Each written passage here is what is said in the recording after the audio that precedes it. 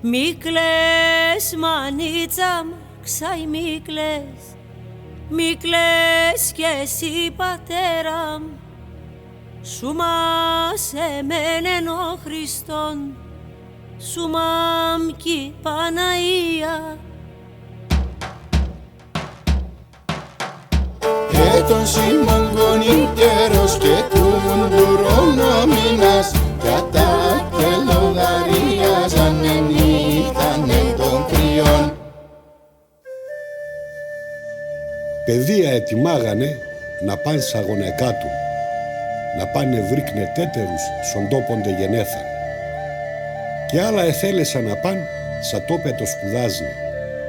Σα σύλλε είχαν τη χαράν και το δισάξιράσαν.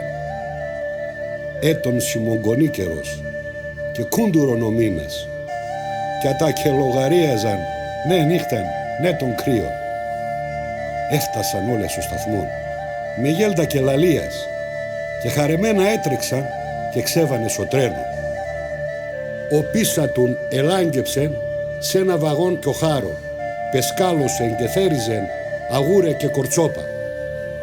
Α έτσι έντον το κακόν και σέρουσον ο χάρο, τεπόρεσε να κοβαλεί σονά τα νέη καψία.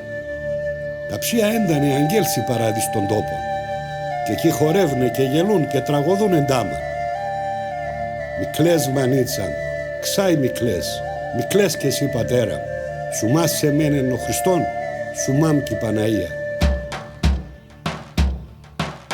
Μικλές μανίτσαν, ξάι μικλές, μικλές κι εσύ πατέρα, σου μας σε μένεν ο Χριστός, σου μάμ κι η Παναγία, σου μάμ σε μένεν ο Χριστός.